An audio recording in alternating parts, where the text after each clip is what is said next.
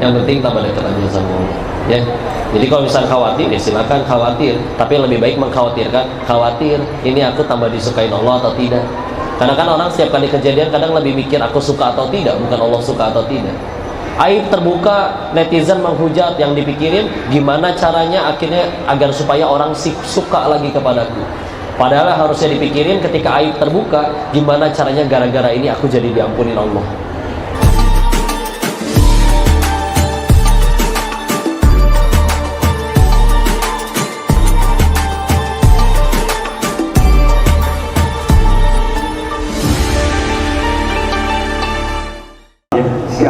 Sambil menunggu gundukan nanti dari sudut ya, betul, siap, berlimpah ya untuk pergerakan dakwah khususnya yang Masjid Agung.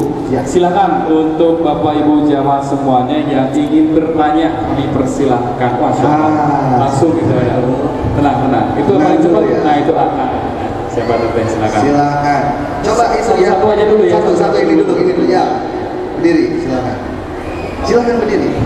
Ya, berdiri. Satu-satu aja. Satu-satu aja dulu ya.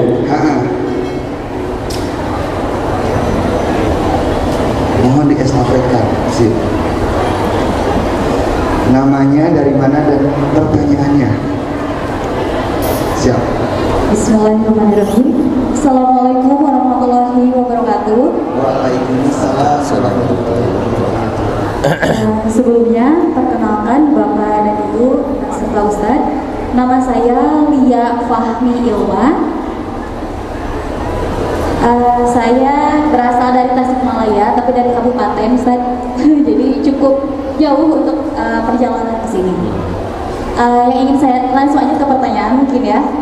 Yang ingin saya tanyakan, tadi Ustadz Nurdin Islip menyampaikan bahwa kita tuh tidak boleh khawatir terkait masa depan, atau tidak boleh khawatir terkait rezeki yang akan kita dapatkan, seperti itu ya Ustaz.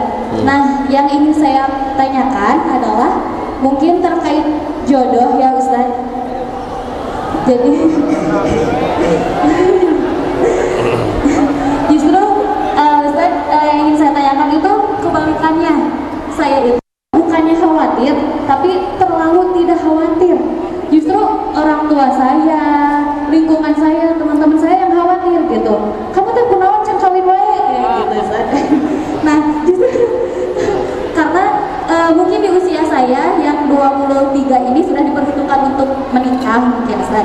Nah, justru saya itu terlalu tidak khawatir seperti itu. Nah, pertanyaannya, apakah rasa tidak terlalu khawatir itu justru tidak baik Ustaz? Apakah memang kita tuh memang harus ada rasa khawatir seperti itu?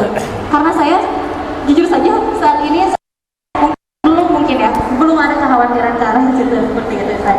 Terima kasih. Assalamualaikum warahmatullahi wabarakatuh. Waalaikumsalam warahmatullahi wabarakatuh. Langsung ya. Bismillah. Jadi memang tepatnya bukan tidak khawatir, dipikirin mah boleh ya. Tapi khawatir yang sampai membuat ragu sama Allah itu yang jangan ya. Bicara nikah, hukum dasarnya menikah, beberapa ulama menyebutkan hukum dasarnya mah sunnah. Jadi bukan suatu kewajiban. Imam Nawawi pun, penulis kitab hadis Arba'in Nawawi, Riyadus Shalihin, Syarah Hadis Muslim, dengan karyanya yang luar biasa, meninggal tidak dalam keadaan menikah. Tapi setiap perbuatannya jadi amal soleh, waktunya jadi manfaat. Jadi yang harus diperhatikan setiap waktunya adalah bukan ini terjadi aku khawatir atau tidak, suka atau tidak. Memang lebih tepatnya adalah gimana caranya aku jadi tambah dekat kepada Allah gara-gara ini. Maka kalau seperti Imam Nawawi, bismillah, beliau ngerasa dengan tidak menikah lebih produktif dan beliau sanggup mengendalikan syahwatnya, makanya tidak menikah dan benar-benar produktif. Imam Nawawi itu kalau dihitung 45 tahun hidupnya, kalau dihitung jumlah karya tulisnya dibagi dengan usianya, maka dihitung dapat rata-rata satu hari beliau menghasilkan 4 lembar kitab. 4 lembar ya. Mohon maaf, 4 halaman ya. Tapi tetap aja banyak. Dan itu kan padahal mustahil, karena nggak mungkin lahir langsung nulis, nggak mungkin.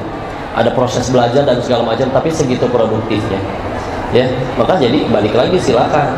Kalau tidak khawatirnya karena yakin akan Allah berikan jodoh terbaik, dan dengan akhirnya ke masa kesendiriannya juga tetap menjaga diri dari pergaulan dengan lawan jenis, dan sama-sama dan benar-benar terus meningkatkan takwa, setiap harinya bismillah jadi amal soleh, ya udah bismillah, nggak masalah, ya. Tapi kalau makannya hukum nanti bisa beda-beda. Kayak misalkan dibagi sebagian orang justru bisa jadi menikah wajib. Kapan? Ketika udah biayai, ilmu juga cukup, tapi nikah bagi dirinya. Bagi sebagian orang nanti malah bisa jadi nggak boleh menikah dia, karena nggak sanggup membiayai. Kalau misalkan menikah pun malah jadi ngerepotin orang, ada kekurangan pada dirinya dan yang lain-lain. Sedangkan mampu untuk menahan syahwatnya meskipun sendirian, ya udah bagi dia mungkin tidak wajib menikah, ya. Makanya tapi kita selalu mendorong ngelihat suatu hal itu jangan dilihat dari sudut pandang fikih saja. Karena fikih hanya bicara boleh atau tidak, halal atau haram. Nah, di atas fikih selalu ada yang namanya takwa. Kalau sudah bicaranya takwa, bukan bicara boleh atau tidak lagi, tapi bicaranya Allah suka atau tidak, ya. Yang penting setiap hari dipikirin mana nih yang membuat Allah tambah suka. Dengan menikah misalkan bisa membuat keluarga bahagia dan tambah baik dakwahnya, tambah dekat dengan Allah, silakan. Kalau sementara ini dengan sendiri terjaga, syahwat terjaga, dan juga bisa tetap meningkatin takwa kepada Allah, silakan. Yang penting tambah dekat aja sama Allah, ya. Jadi kalau misalnya khawatir, ya silakan khawatir, tapi lebih baik mengkhawatirkan, khawatir ini aku tambah disukain Allah atau tidak. Karena kan orang setiap kali kejadian kadang lebih mikir aku suka atau tidak, bukan Allah suka atau tidak. Aib terbuka, netizen menghujat, yang dipikirin gimana caranya akhirnya agar supaya orang suka lagi kepadaku. Padahal harusnya dipikirin ketika aib terbuka, gimana caranya gara-gara ini aku jadi diampunin Allah. Buat apa akhirnya dicintain makhluk tapi Allah masih benci, kitanya nggak tobat, ya. Jadi ya udah, yang penting gimana caranya tambah dekat kepada Allah. Mangga teteh, kalau teteh bisa jaga ketaatan, nah enggak menikah. Kalau bisa, tapi ya memang terlalu banyak amal soleh yang bisa teteh dapat sih kalau menikah. Bakti kepada suami itu luar biasa amalannya, ya.